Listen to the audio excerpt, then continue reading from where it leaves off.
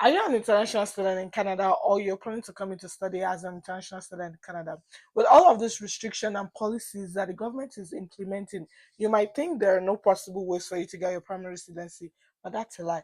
There's still five options you can explore as an international student. As usual, welcome back to my channel. My name is Ade, and this is Life with Ade. If you're new to this channel, I am Ade, and I make Canadian-based content, international student immigration, life generally, study, anything you just name it. And if you're a returning subscriber, as usual, welcome back. I love you. Thank you for the support. Before we go into today's video, I need to add a disclaimer that today's video is going to be a little bit different. This is like my first class. it's like it's like getting your PR as an international student 101. Very interesting class. So stay tuned, grab your popcorn, grab whatever, and let's get into the five ways you can get your permanent residency in Canada.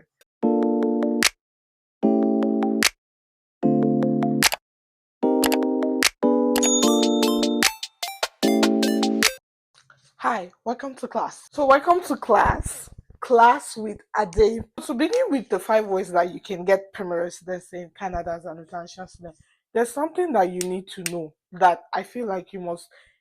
If you're already a student, like if you're already in the country, you should already know what this is.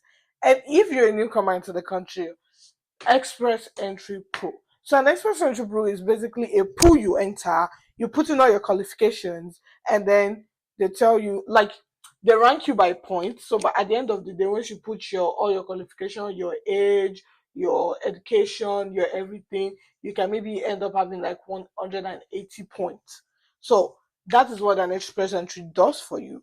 So in that express entry, there's like, for example, there's like 10,000 of you. So when there's 10,000 of you in that express entry pool, the government then comes and says, out of these 10,000 people, we want to take 1,000 people that have a score up to 200 and above.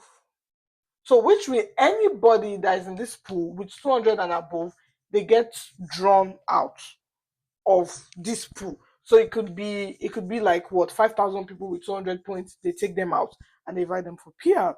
But unfortunately, since you have 180 points, you will not be able to join them. So basically, that is what the pool is for. The pool is just to put qualified candidates together. When you're not together in that pool, the government will not be like, okay, today we're accepting these people, tomorrow we're accepting that. So the thesis of my five route to PR still kind of lies between this express entry. Like at the end of the day, it's like interconnected. And don't forget what I said, that the express entry pool is also like a point based system. So at the end of the day, you're counting your points. Once you reach a level, like once you build yourself your qualification to a certain level, you just wait until the government calls your points and above, or if you fall into the categories that they are calling us for PR entry. And this is the most popular way for almost all international students. So even you that you're not in the country, you probably know that you can get your PR through express entry. Don't forget that, like I said, by the end of this video, you're going to see how intertwined everything is. They all boil down to like this your express entry, which I'm talking about as number one. We know what express entry is: a pool, a point-based pool that once you calculate your point at the end of the day, then the government invites you like, okay, you're eligible, or no, you have to work on yourself more, build more points, and then we will see if we can come back and get you. So that is express entry. Very, very easy. You go to school, and this is like the only way everybody's like, okay, we're getting to the federal, like, because it's a federal program, right? We're getting to the express entry. They're going to call us for PR. Right, people that are like a lot older, their points is likely to reduce. And if you're like young, because they feel like they see you that, oh my god, you have a more foreseeable future with us, you have more ways to go. So if you're like 25 and you're submitting your express entry, it's like, oh, this boy at least has, you have years behind before your retirement, compared to somebody that is in their 40s. They're like, so it's not like you can get your PR. It's just one of the things that they check, and your points reduce. Just saying, this is not the actual point. Say they give you 20 for, if you're 23 years old, they give you 100 points. If you're applying as a 40-year-old man, you probably get what, 50 points. Exactly. So there's a lot of criteria to put in place. So the second point here of another 5 routes you can get your permanent residency in Canada as an international student is the PNP.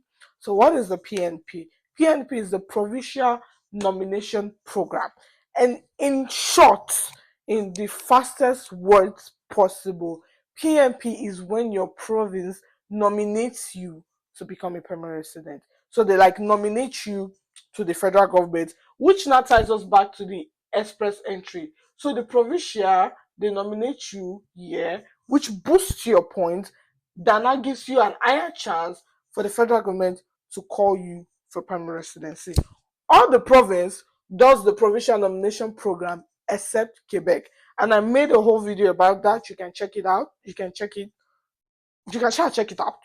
So reasons why Quebec do not participate in this anymore. They used to, but they don't anymore. So every other province participates in this provincial nomination program. And let me break it down to you.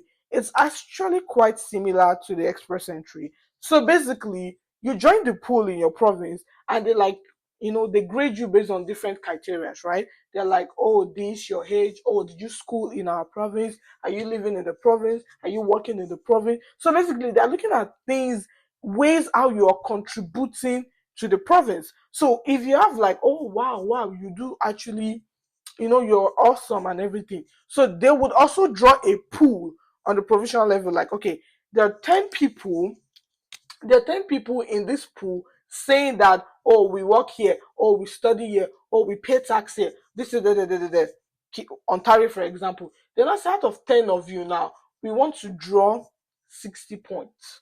Like we want to draw 60 points. Anybody out of this 10 of you that have 60 points and above, we will nominate it to express entry. So your points can increase and potentially they would invite you for PR. So that is how the provincial nomination program works. Your province nominates you based on the information you've given to them. So for someone living in Ontario, for example, your plan would be, oh, I work in Ontario, I schooled in Ontario, I live in Ontario, my taxes are in Ontario, everything Ontario related. And the province will be like, okay, let's do a draw. Then they draw, they're like, okay, so point, we're nominating you to the federal level, go like express entry, boost your points, and boom, you get invited for permanent residency. I literally shot like a 2 minute clip, but I wasn't recording. Hey, oh my gosh, that hurts. That hurts me. So another thing you need to know about this province PNP is that you have an higher chance of getting called faster if you're like in a province that is less populated and not everybody is doing this program. But when you're talking about like a province of Ontario, Ontario is a very big province, and you bet that a lot of people stays in Ontario and every other person is trying this process. So when there's an influx of application or influx of applicants in the pool, there's a high chance of them to increase the cutoff point for them to nominate you. So if you're not really strong, gidigba, then you're probably part of the less people that they will invite. And there's sometimes that used to be painful that you might just be 1 point off the cutoff, 2 point off the cutoff, and they will still not invite you. It's like we say we want 100 people, like people with 100 points and above. That's what they're sticking with. If you have 99.5, they will not invite you. It's not 100 points and above, they will. So sometimes it's quite frustrating. And if you really, really just want to be safe in your entire process, just go to a province that is less populated. That's like, even when they like start doing cutoff mark, you will enter freely to now be nominated for your express entry. So keep that in mind. But this is for you, especially to Ontarians, Ontario people. You guys, there's too much there. So if you struggle a bit before they call you, just put it out there. Your third chance of getting permanent residency in Canada as an international student is that once you come in, like once you touch down to the country, just go and register for French classes. You will be surprised as to how far French. Tu parles français? Oui. Si tu parles pas, maintenant, aller à l'école et apprendre français. Yes. You have to learn how to speak French. Because if, let's say, province, maybe you don't have enough points and express entry is not working at your next sure bet, is express entry for French speakers. Let me tell you, whatever your point is, once you can prove, like once you do the French test and you pass it and you prove that you speak French like Bojum, you get 50 additional points.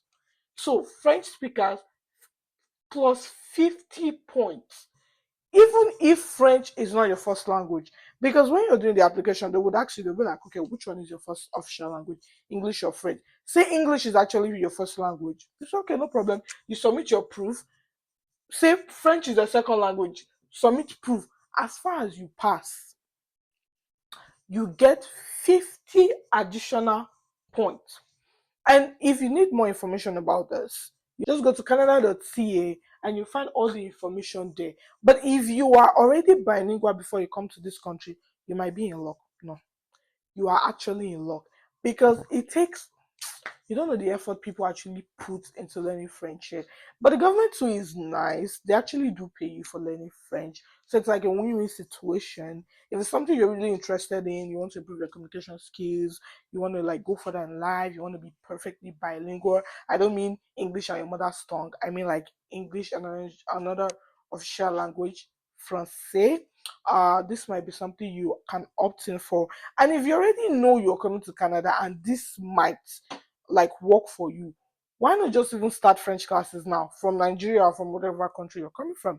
Because I know that the countries that actually there are like French schools or French village or something in like countries, so you can actually take the time to learn it in advance, and when you come here you just brushing up. And if you stay in like a province like Quebec, it's actually going to help your French faster. And either way you're getting 50 additional points with whatever it is that you already have. So it's something to actually look into. For my fourth point, don't forget what we're talking about. We're talking about how to get permanent residency in Canada as an international student. So we're talking about the streams, like the other possible routes, except express entry that everybody knows. What are the other possible routes that you can use to get your permanent residency in Canada? And before we go further in this video, please like, share, comment. If you have not done any of that so far, please do it. If you're learning something from this video, share it. Somebody else might learn something from me too. And God bless you as you do so. So the fourth one for me is called category-based selection. Category-based selection. So the interesting thing about this category-based selection too is it's also intertwined in the express entry. So you have entered the express entry. If you're going for category-based, it means you're already inside the pool. Inside that pool, there is now categories, right? Because everybody joined the pool with different kind of qualification, different kind of experience, different kind of everything. So you are now in the pool. So then I say in this pool where you don't join now, we now have some set of people that we would like to invite. Okay? Like not all of you, just some set of you that have this so skill, that are in this so category. That is what the category based selection is. And let me educate you a little bit more. Category selection is actually very straightforward. It's just that the country or the government they look into like what exactly is the country in need of like right now as soon as possible. They kind of create a category. They now check people that fall into this category and they invite them. So example of this category includes health workers, agricultural people, um STEM people, science and technology and all those stuff. So it's just like they see basically how the labor market is trending, and I feel like this is a conversation like that always surrounds Canada. Labor this, labor that, labor that. So they really want people that are going to contribute back into the society. So if you went to school, like maybe you're into STEM, you did the agri, or you're an healthcare worker, these are the major parts that the country is lacking in. So if you're already in line of this boosts your cause, or it might not actually even boost it, wherever it is that you are. Say they've been calling people in the 550s and you are in 460 or 450, which means you're 100 points off for them to even call you.